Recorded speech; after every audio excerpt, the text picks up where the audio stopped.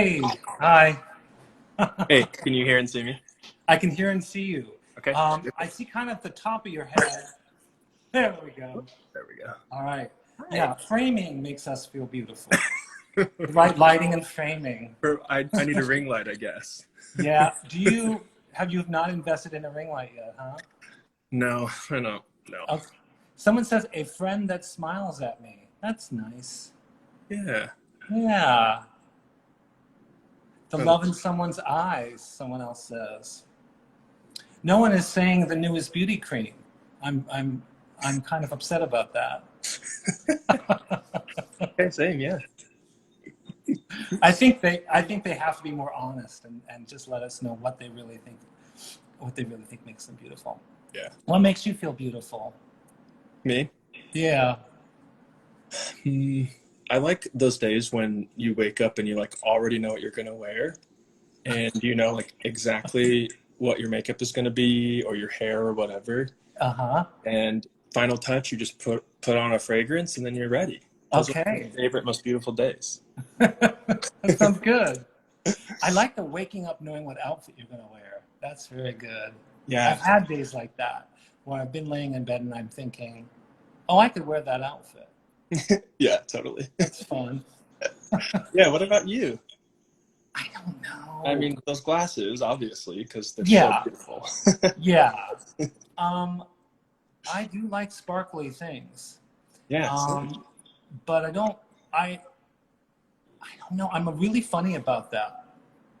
I think color, certain colors make me feel beautiful, or it's almost like a fantasy. Like I have to have the fantasy first, and then something that like allows me to bring that fantasy in real life. yeah. Makes me feel beautiful. It used to be my cheekbones, but that's gone. So Mine are almost gone, so I'm there with you. hey, Shinsuke says being in the sunlight. That's nice. Yeah, I love that. I think that our studio audience is a little more spiritual than us. Yeah, we're like clothes and cream. No, I think there's room for all kinds of beauty, and I think hopefully we'll get to talking a little bit about that. And let's go ahead and start to doodle. Sound good? Yeah, cool. I'm gonna get my Christina little... Aguilera's song, someone says. Okay, there you go. Which ones though? I don't know. Nancy, you'll have to write which one in the comments. Yeah, I only know like the very first Christina album, so. I think it's the one that she got famous for, and I'm not remembering it either. All right. Ooh, I like that paper.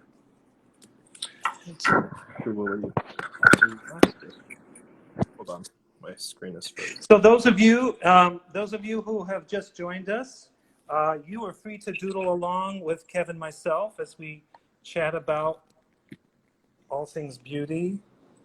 Oh, Nancy says you're so beautiful in every single way. So that's part of the lyrics, I think, of Christina's song. The rosiness on my face after a day in spring sunshine. I think the New Yorkers have gotten a little bit of sunshine. Oh, I think I may have lost Kev, which sometimes happens. So, folks, let's go ahead and get started. Kev will join us soon. And as you all know, here he comes. As you all know, pencil, paper, that's pen, whatever you would like. And I think we're going to get him back. Fresh haircut. That's a good one, too. There we go. All right. Hi. All right. The setting up the camera, I always find that I disconnect myself. Yeah. All right. What are you working on today, Ryan? Well, right now I'm doing Doodle with you. But before that, I was in the studio, and I just finished a drawing. I finished the calendar for June, the June month of Doodle with me. I've gotten the whole calendar booked up of people who are coming, so that was finished. Oh, sweet. And then I finished a drawing. Unfortunately, I ran out of water, and I'm a little dehydrated, so we'll see if I can actually think straight, but I don't think that's ever been expected before of this program, so no problems. All right. And what did you do today? I dyed some paint. I dyed these pants, so I'm just gonna start drawing on them today. Oh, that's what I thought. That paper was kind of crinkly or something, but you're actually drawing on pants. Yeah, so I dyed one of the legs black. You can kind of like see it right here. Oh, interesting. So I'm just gonna like kind of draw. Have you? So I know you as a curator, Mm-hmm. but have you always been interested in fashion too? Yeah, so I think that's why my answer to the question, like what makes you feel beautiful, has always been like somehow sartorial related. Because Uh-huh. like, and this is like partially just because I'm non-binary gender and also because I'm biracial, but I kind of always just felt like in the in-betweens, like beauty standards like sometimes apply to me and I could sometimes fit them and then sometimes not. But for me, like the most important thing about like establishing what my cultural capital was kind of figuring out what my style was going to be and choosing cool inspirations there. Yeah. Interesting. Yeah, I think what happened with me is I in high school I had my first kind of main girlfriend introduced me to vintage clothing. Yeah. And then I started to understand, oh, there was not just one way to dress that was from a catalog or from a department store, Huh? but that there were, and you could go to a vintage store and you could kind of put together new versions of yourself, Yeah. which I thought was kind of fun. Yeah. And yeah, Also kind of for me, like especially as a teenager with like no money, it really like looking in vintage shops or going thrifting or whatever really like democratized the ability to be like very stylish but also not have money, which was I think a really important turning point for me as well. yeah, I think that's interesting too, that it was affordable and Yeah. it was something that other people didn't have. That was another thing. Like I Mhm. felt like, oh, I could be unique. Yeah. Um, yeah. Yeah, and I came up in the like late 90s, early 2000s, so like the mass indie scene, which was hyper focused on being extremely unique, where now it's really not so much. But Uh-huh. that was a really important part of that era, I think.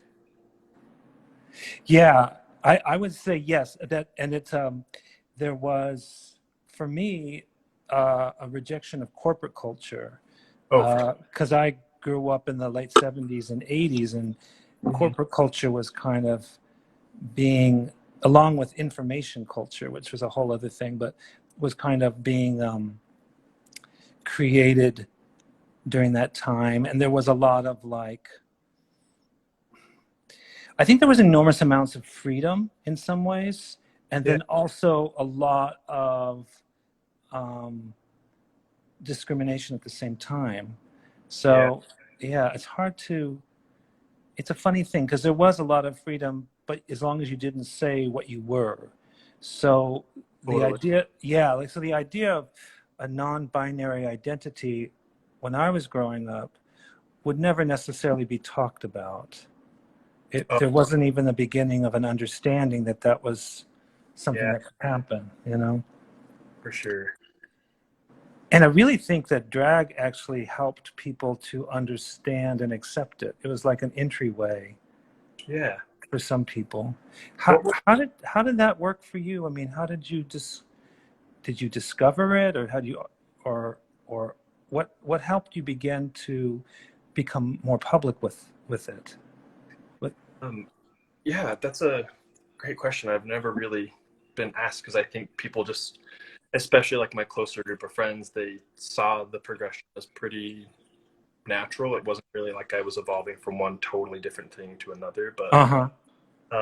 so in terms of like, well, I guess before drag, I was already really interested in women's couture and fashion, just recognizing that it was, again, kind of speaking to what you mentioned about just the one kindness of clothing in that way.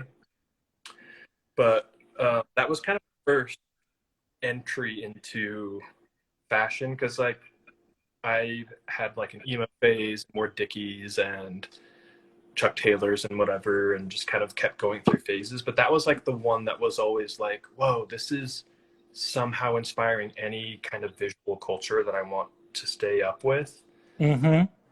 And then I got married in 2015, and I think maybe like sometime shortly thereafter, my partner showed me RuPaul's Drag Race, and that was like season 7, season 8 era. Mm-hmm. And so that for me was very like, I guess like really validating. Not, I mean, the show definitely started with just like cisgender gay men, and Mm-hmm. has since evolved to have trans competitors and non-binary people competing and stuff. But at that time, it at least was like, whoa, I definitely relate to a lot of this culture and the understanding of like how significant trivial things can really actually be for people. Like, and when I say trivial, I'm not trying to like trivialize drag, but I mean like it's very common for a drag queen to have a single inspiration, like a pop star or a supermodel or something, and it like seems kind of trivial to be like, wait, why are they obsessed with this one thing or person? But Uh-huh. for me it was very cool because I kind of always had those. Like, I loved the Spice Girls so much when I was in grade school, and just like thought it was so, that was kind of the first time. And again, this sort of ties back to my understanding of beauty and being biracial, but it was the first time where I saw that somebody could take on a persona based on an outfit. And it's like you get Sporty Spice, she wears trainers and like Adidas sports bras and high ponies. And that is what it means to look sporty. Yeah. So that was kind of my first. And it's interesting because I think about that a lot, especially thinking back on when I was in university. Like, I went through a lot of phases and would constantly be telling my friends, like, oh yeah, like I'm done with C punk. I'm like into slime punk now, or like I finished normcore. I've like moved on to other styles or like other subcultural trends. Uh-huh. But because I'm biracial and because I'm non-binary, it's a really big privilege for me in that way to be able to just have this chameleonic relationship with clothes and personas, really. Yeah, like a good example of that for me, although I'm in a completely different situation, is um, my partner ordered these African print masks when, during quarantine. They're Uh-huh. really beautiful and they come with stories about the traditions the patterns are based on.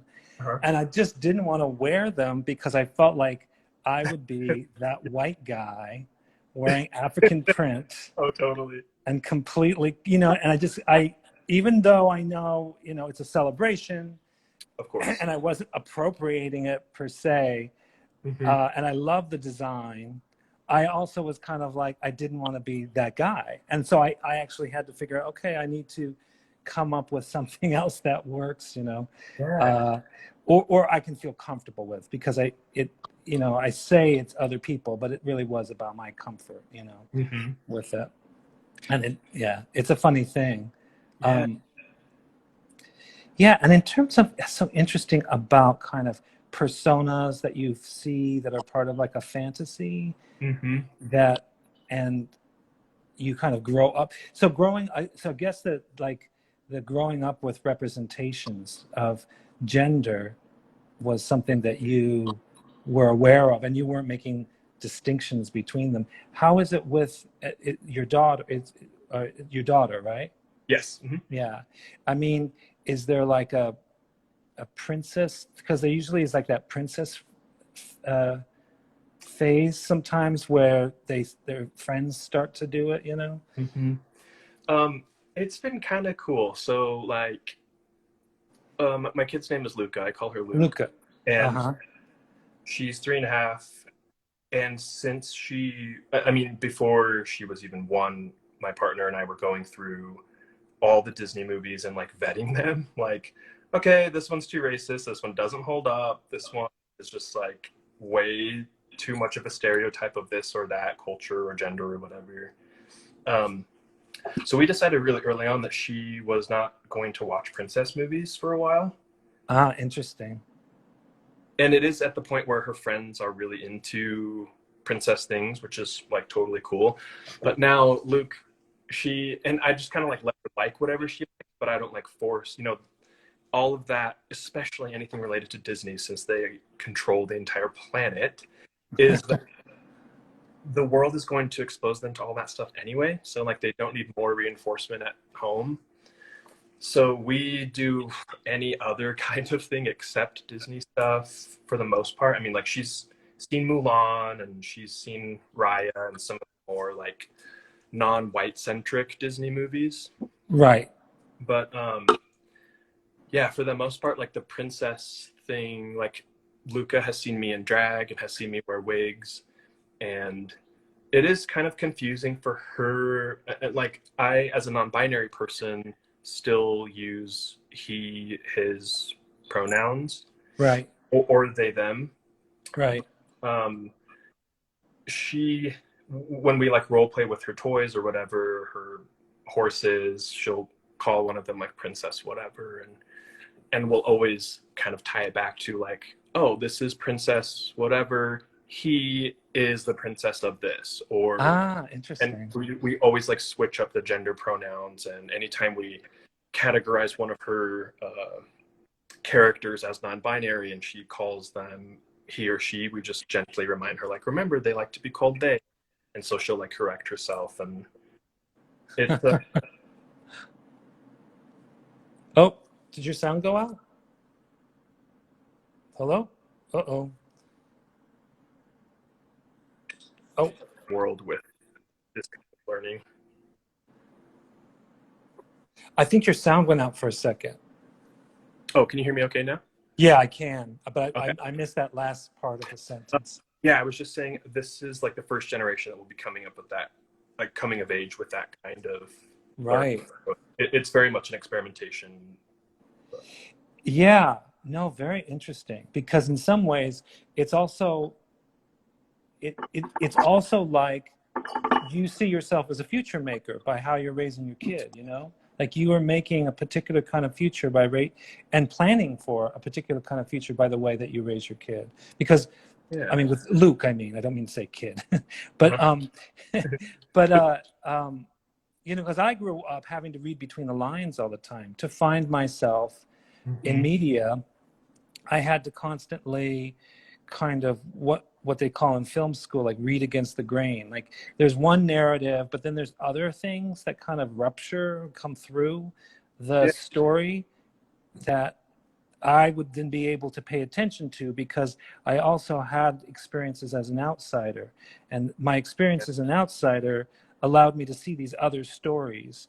And I could kind of create identities based on those stories, or could find a place for myself by finding, you know, kind of these alternative representatives of like my sexuality or the way that I felt about my masculinity. Yeah. Yeah.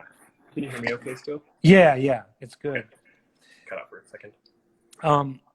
So so that's been really something that, you know, it was a lot of work when you think about it. Like now there are just representations out there, whether you don't have to work so hard to kind of read between the lines, you know? So it's not like every movie you watch is a mystery you've got to solve in order to find your way in it.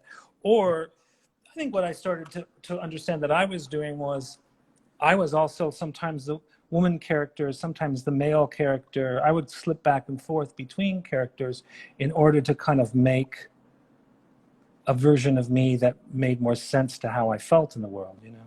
Totally. Yeah. So it's nice that that doesn't have to happen as much anymore. Yeah. And I'm really, because it was, you know, and also it can make you crazy. That kind of stuff just can make you crazy. Yeah. I mean, in a very literal sense, for sure. Yeah. Because you just, it's like everyone needs to belong somewhere, and the media is so powerful and so rich, you Yeah. know? And speaking of that, speaking of money and beauty, uh, RuPaul's Drag Race, we talked a little bit about that, and it's, Hmm. I, I don't have a subscription, but I do watch clips on YouTube, and I found that I was watching it more and more based on just stress at work. It helped me relieve my stress somehow, Yeah. which was so weird because I think I felt really like people were competitive at work, and it was so much more fun to see people, kind of silly people, being Yeah. competitive. Yeah. But it's in like a silly, campy way. Yeah. Yeah. And also, too, just the ability to transform oneself, to just use like theatrical. Were you interested in theater when you were younger? I wasn't. No, I was always a really bad performer, which is kind of why like my confidence had to always shine through clothing that didn't have to talk or do a cartwheel or anything. I know I couldn't do a cartwheel either, but I mean, I did one, you know, in the old days, but I don't think I could now. I certainly couldn't do flying midair splits or things like that. Oh, yeah, for sure. Yeah. So yeah, like Drag Race. The first time I actually did drag was for Halloween, 2016 probably.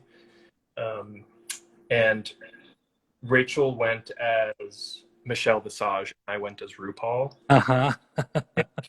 It was just like so iconic. I made friends with this person called Gigi. I just like called Mac and was like, "Hey, could anyone transform me into RuPaul?" And she's like, "Yes, literally me." And she's a drag queen that performs down to Phoenix, and she's Uh-huh. so good, just like one of my favorite performers. Um, but she like did the looks, and after she like spun my chair around and I saw myself in the reflection, it was just like so cool.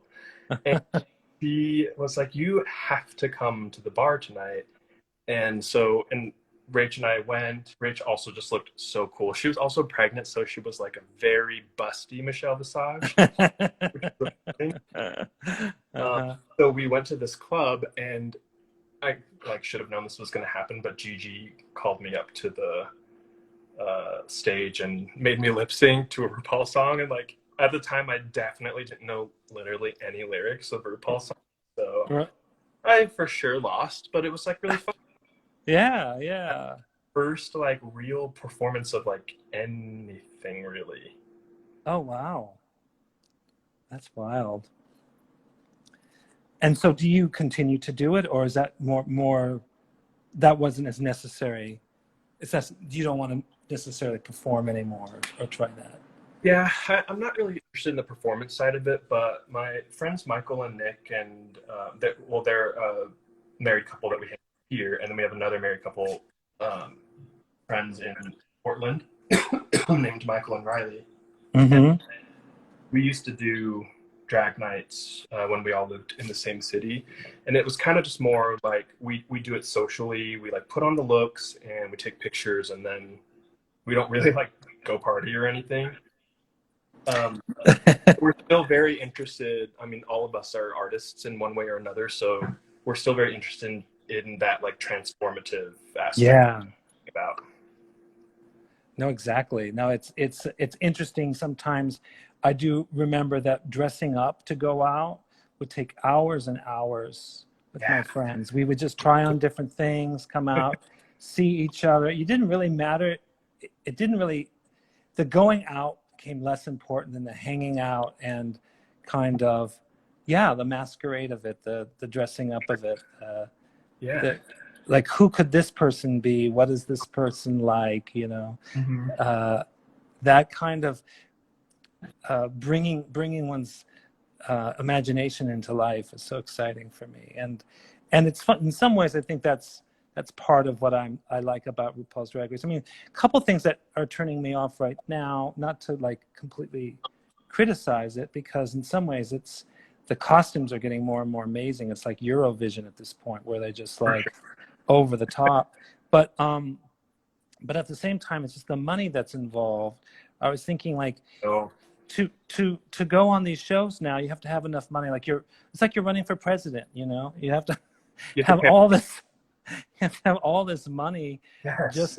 just to get out there. You know, and I sometimes sometimes miss the kind of where the imagination is a big part of it, and the making of things. Like, so for me, like during Halloween, I would make my costumes, you know, and I would just make them out of things that I found. And that was part of the fun, was like, you know, no, I can't go out and buy this thing, but I certainly can take a bunch of sticks and spray paint them and find a bunch of trash and put it together. And it's something, you know, I'm making myself into something. Yeah, I really appreciate that too. And I have the same, I mean, I think it's kind of on everybody's mind who's kind of thinking more critically about Drag Race at this point.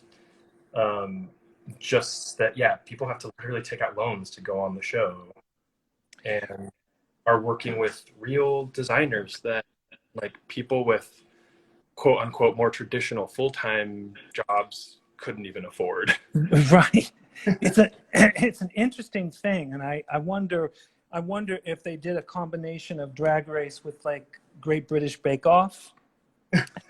If it at the end people just got like a plate or something, because I'm not saying that people would want that, but so it's where it's just about the experience of winning. Like some of the drag races that are in other countries, it sounds like they don't have the same kinds of prizes, and so it's really more about the winning and not as much about the money. And I think it's particularly American that it's become so much about the money. Yeah, I mean, just the focus of how capitalism just will exploit literally anything that's cool, you know. Yeah, I mean, What happens with you? yeah, or that people need money so badly that I don't know, and I don't want to, I don't want to be a downer about it, because there's so much good going on, and especially for representation and imagination and just creative people in the field. I mean, one of the things I'm excited about with the most recent drag race that I saw, with Simone winning, and the House of Avalon that she's part of, I love is that. I love the fact that it's a whole house that's backing up, you know, and I guess that's more from the ball scene. It's kind of nostalgic for ball, yeah. Yeah, and I love that, because it's a group of people who kind of are cheering someone on and helping them get ready, and, you know, kind of putting their resources together for someone to live their dream. That's lovely, you know? Yeah. So my favorite queen of all time actually is Simone. And Is what, Simone? it's actually Simone, the most recent winner. Yeah. I just think she embodies a lot of like culture that I grew up with, in a really provocative, political, and like really tasteful way. Like she had a look where she had a do-rag that was a full train, like 10 feet behind her. Yeah. It was just, I mean, like, it's interesting kind of just talking about how much money is involved in it, because you sort of think like, man, it's so much shock factor that like eventually that bubble has to pop. But the gags keep coming. So as long as they keep coming, we'll keep watching it, you know? Yeah. It's hard because it's kind of like I watch old movies from the 20s and 30s, and, you know, there's a lot of budget and a lot of problems with a lot of that. But at the same time, I mean, beauty is beauty, you know? And when there's a lot of resources been put towards beauty, it can celebrate anything, you know? And I love that. we are actually winding down, and we just got started. We're at our, that's the thing with this show. We keep it to 30 minutes. But there's some amazing things going on in the comments section that I'm hoping that people are able to pay attention to, as well as some of the things that we've talked about. I know this goes by fast, but I really enjoy talking to you. I love talking to you, Ryan. You're the coolest. Yeah, you're the coolest too, Kev. Speaking of you, so I do remember the first time I saw you at work when we were both at Hirschhorn. You were wearing this Abercrombie vest, and it was like in the heart of normcore. And I was like, oh, that person is so cool. I can't believe they're wearing that vest. And then we like went to lunch the next week. You know what's really funny about that is I didn't really know it was normcore. I'm so trend. I don't even know the names of the trends. Sometimes I see things and then I put the things together in a way that might work for someone like me. I always go with professor librarian look. That's always my standby. Because I'm so desperate for respect. So I remember you having green hair. I believe you had green hair. Yeah, that was. And it was way before I saw any kind of online mermaid kind of style going on, you know, like mermaid style. Yeah. I had this friend from UK and I like went to visit her, and we were like kind of learning about the sea punk trend that was happening in UK at the time. I remember while I was there in DC with you, that was when like Katy Perry or Gaga or somebody like dyed their hair the same green, and they were like, "How did you beat a pop star to this?" Exactly. You were so ahead of your time. I was like, "Where is this guy from?" Well, I'm going to have to turn the camera around, and I want to look at what you're working on. I did 3 like yearbook drawings, so that was. Oh, that's great.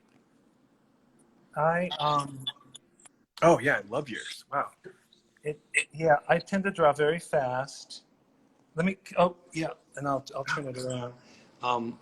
Something happened with my comments. Let's see if I can turn my camera around. Well, you're seeing my studio. I'll have to do it like this. Hopefully you can see me. Yeah. Great. Well, thanks again for joining, and of course. Yeah. Thanks so much good to talk with you, and thanks everybody for joining. And if you came in a little bit late, that's okay. Doodle with Me is every Friday night on my IG live channel. I always put these episodes. This is episode 20, so we're getting up there. I always put these episodes on my IGTV, and there's a lot of great people, including Kev tonight, who I speak with, as well as a lot of doodles. I always encourage people to send me their doodles. I'm collecting them, and at some point, I got to find a way to share them out. And there's no judgment about doodles. They can be anything you want to share. So I'm completely open to that. We have got a great program coming up for the month of June. All slots have been filled with great special guests, I think some of which are on tonight. So I hope you don't miss them, and I hope you join us again. So have a great 3-day weekend if that's something you're able to do, and keep doodling. All right. Okay. Bye-bye. Talk later.